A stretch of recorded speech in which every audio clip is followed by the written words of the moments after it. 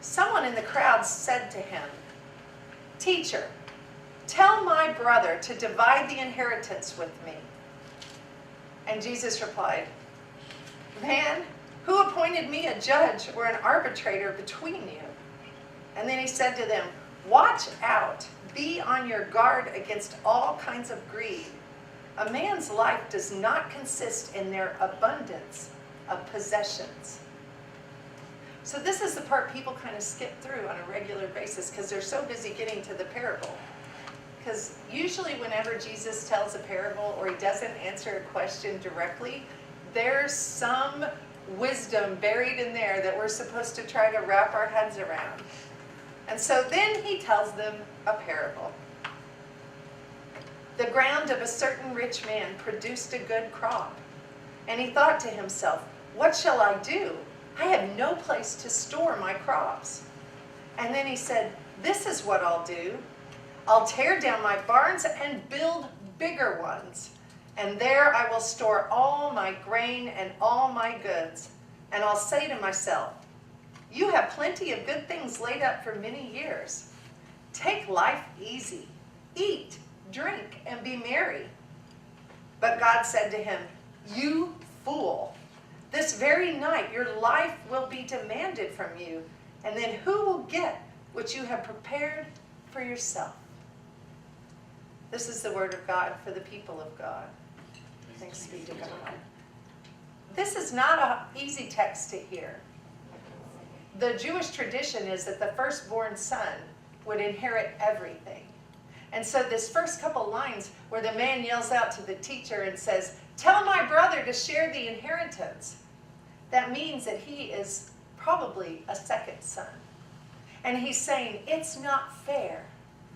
It's not just that only whoever is born first shall inherit everything, all the possessions that my father has. So often we think of the parable of the son who demands his inheritance and runs away and squanders it. But here we have a very similar story in this son.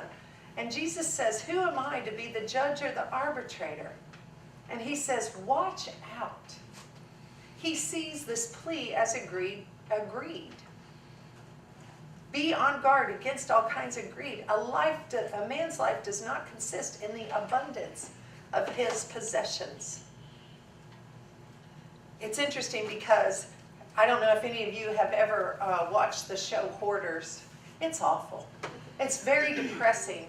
And typically the people on this show have some sort of mental anguish that is connected to their things.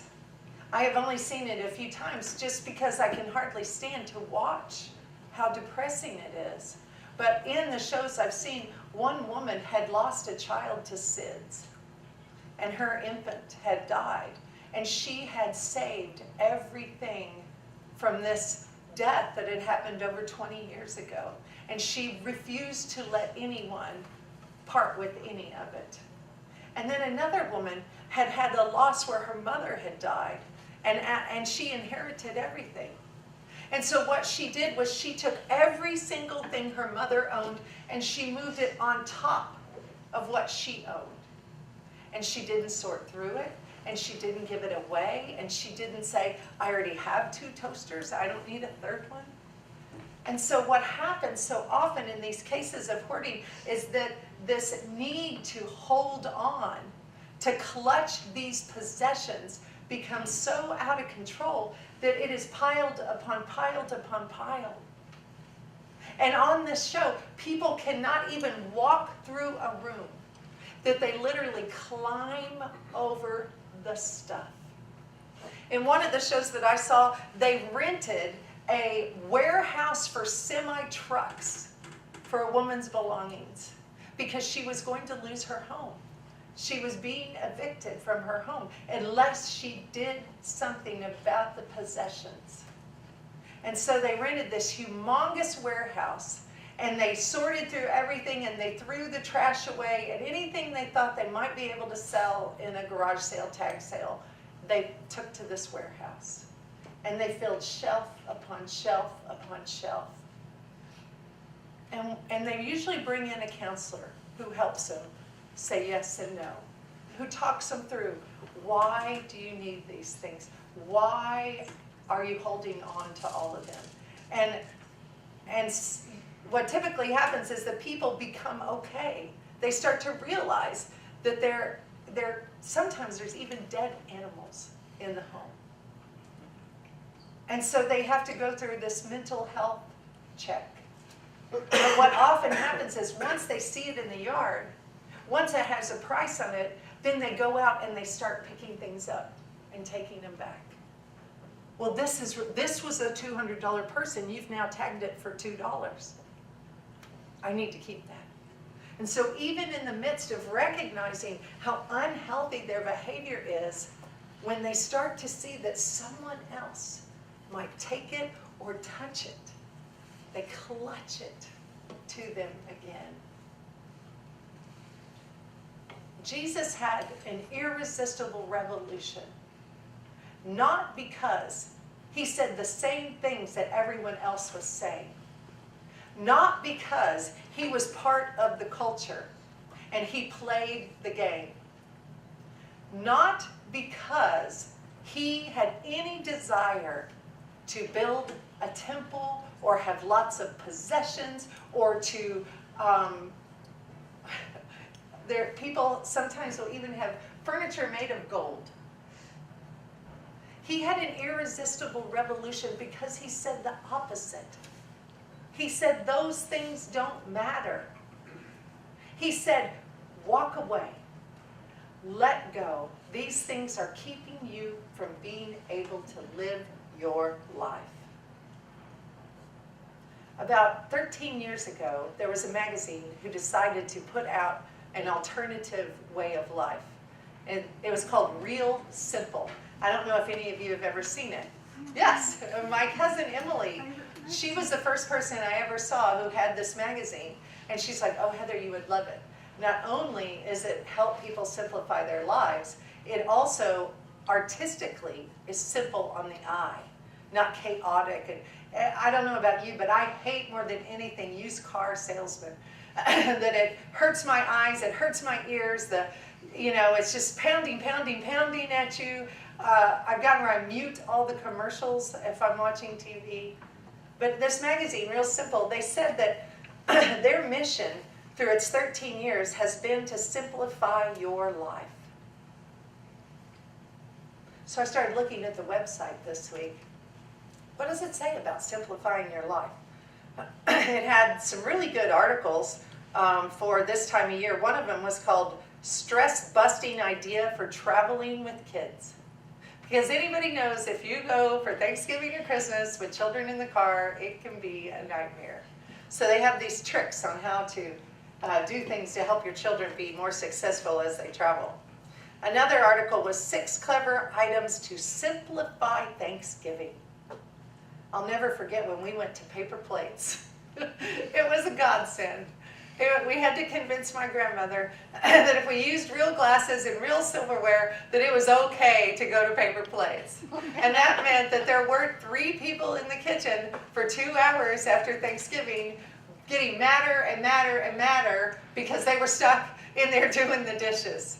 And so this one I thought was wonderful for simplifying your Thanksgiving. And then I have often thought it'd be nice to be in a book club, and I even was hoping someone would start one in the coffee shop, and they have the no obligation book club.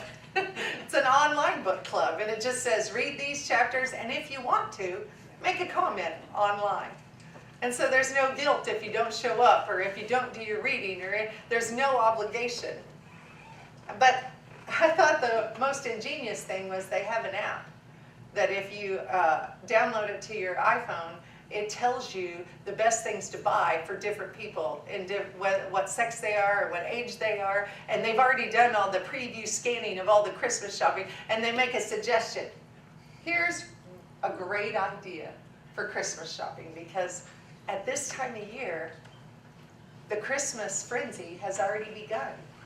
I was complaining that they had Christmas music on in the coffee shop, and I said, turn that off, it makes me want to kill someone, which is a terrible, terrible, grinchy attitude. But I thought, here we go. We've skipped over our season of being thankful. That we've gone right from Halloween to Christmas, and so before we start buying things, we're not saying thank you for the things we already have. The day after Halloween at the grocery store, they had all the Christmas candy out, and I talked to some stranger because I was so appalled. I had to point out that it was there. And also, just another appalling thing, the malls open at 8 p.m. on Thanksgiving Day.